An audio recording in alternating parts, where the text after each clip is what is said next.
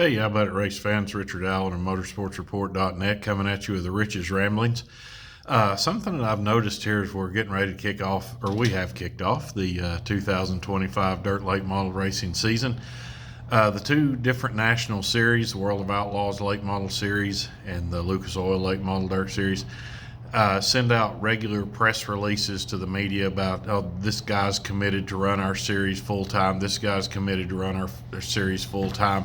You're getting a lot of those, and one thing that ultimately has to happen, and we've seen it here in these first few races so far. We've had one Lucas Oil race and we've had two World of Outlaw races, and in all three of those cases, I believe, and I should have checked my numbers before I did this, but I believe in all three of those cases we've had starting fields of 30 cars, or right at that, at least well above the normal 24 car starting field that you usually have for a big dirt late model race.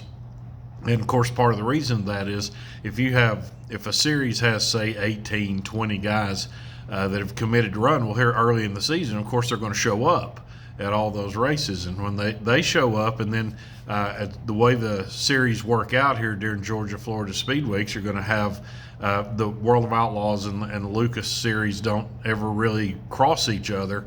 So you're going to have extremely full fields and all those. So, like, for example, these World of Outlaw races over the past weekend at Volusia had over 50 cars in each race. Well, if you got 50 cars, you're going to have a starting field, and you're going to include the guys who have committed to run your series. Of course, they're going to have to get provisionals if they can't make it, and they're not all going to make it. There are going to be some of those so-called interlopers that are going to get in there. They're going to win heat races, or they're going to finish in the top of their heat races, and they're going to qualify well and earn their way into the field.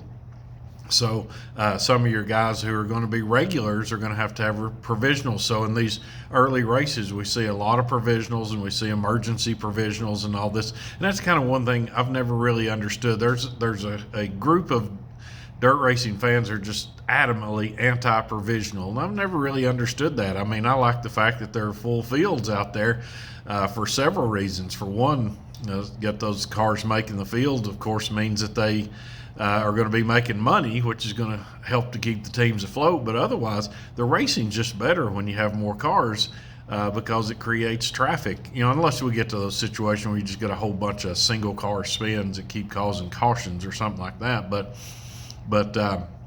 usually, typically, the bigger the field, the better the race, because the leaders, when they catch the tail, they have to work around it, and it keeps the first 3 or 4 or 5 cars kind of in a tight pack. But anyway, that's aside from the story. If you're going to have all these cars or all these drivers and teams who have committed to run the series, and you've got 18 or 20 or whatever it is, and there's only going to be 24 spots. Well, like I said, that there's going to be guys who are going to make the field who are not regulars on that particular series. So you've got to get your regulars in the race somehow. So that's why you see so many provisionals. And then why would 20 guys, or why would 18 guys commit to run a national tour when they're not going to make it? They're not going to go the full distance. Well, might as well start off and see how things go, because if you make it to a certain point with either of the two series, they have these what they call winner's circle programs or victory lane programs, or whatever they want to call them, where they guarantee show-up money to guys who are committed to run the full series. So if you make it to a certain point in the season, you get that show-up money if you maintain say top 15 in the points or something like that. Then you get a few $100 just for fuel money for the hauler and that kind of thing.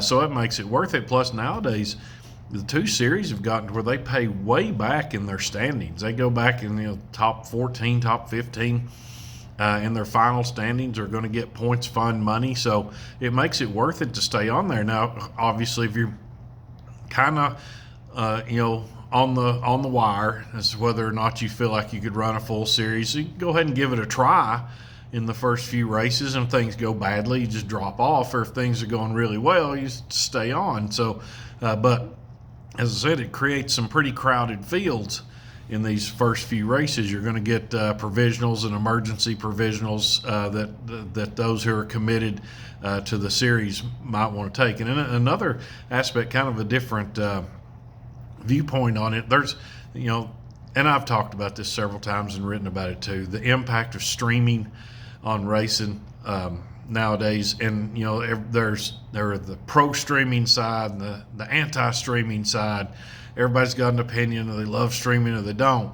One thing about streaming that I've thought about is I think it helps increase the car counts for the series and for the tracks, because if you can go to a sponsor and tell the sponsor, hey, we're going to run the World of Outlaws, we're going to run the Lucas Oil Series, they're streamed on Dirt Vision, they're streamed on Flow Racing, and there's this many viewers, so your sponsor is going to get exposure for your car being in there. And I think that helps encourage some of these guys to run full seasons, because, or at least an attempt at the start that they're going to run a full series, because they can assure sponsors we're going to be on television and we'll get noticed, and your company will get noticed because it's on the side of our car. That brings to something that somebody told me in the pit area at Golden Isles, and we were talking about streaming and whether it's good or bad for the sport. And overall, I think it's probably good. But this other person told me, he said, streaming is good for the sport, but it hurts the tracks. So, and I think that's a pretty good way to look at it. If you're a track owner, you're probably not going to like streaming very much, because you're going to say, oh, there's people who are going to stay at home who could have come to the race otherwise, but they're going to stay at home because they're already paying for the subscription. So they think, why would I go and fight traffic and stand in line to go to the restroom, stand in line to go to the concession stand, when I can just sit here and watch it in my house? But then there's the other side of that, because the streaming services always want to point out that, I talked to these people from Maryland, and they're here to race in Georgia, or something like that, because they saw it on stream. And I'm sure that's true too. So you got both sides. But in that sense, I think by encouraging guys to run national tours, because you can tell sponsors that you're going to be on streaming broadcasts and they're going to get more exposure for their company. In that way, I think the streaming is helping the sport. And at that time, it's also the more cars that show up in these early races, you're helping the track too, because they're having to pay pit fees. You got a driver, they're going to have to pay an entry fee probably. You got a driver who's going to have to buy a pit pass. You got 2, 3, maybe 4 crewmen who are going to have to buy a pit pass as well. So that's helping the track. The more cars you got, the better it is for the track. So, as I said, the streaming, it kind of works both ways, and I don't think this debate will ever end as far as whether it's good for the sport or not. But nonetheless, the main thing, just thinking about when you watch these races in the early season, you got a field of 30 or who knows, maybe even 32 cars, because there's so many guys getting in on an emergency provisional. The reason is because you have so many who have signed up before the season ever started, committing to run the full tour with the World of Outlaws or the full tour of the Lucas Oil Late Model Dirt Series. And it's going to they're going to have to be provisionals, because you're going to have to get those guys into the race to give them a chance to see if this is something they can do. And for those that are really anti-provisional, the most recent race I went to was the Lucas Oil Late Model Dirt Series race at Golden Isles, the one that they were able to get in. And Jimmy Owens wound up having to take a provisional. He had some bad stuff happen to him in a heat race and was not able to really recover in the B main or anything. So he started that feature 23rd, came all the way up to 6th.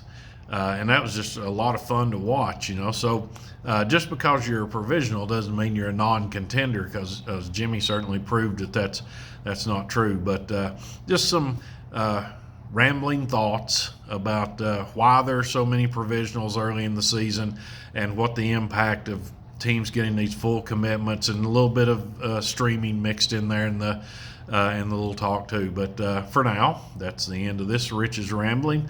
I'm Richard Allen of motorsportsreport.net. We certainly appreciate you checking out the website, and we can tell by the numbers that you are, so we're thankful for that. But until later, I will see you at the track.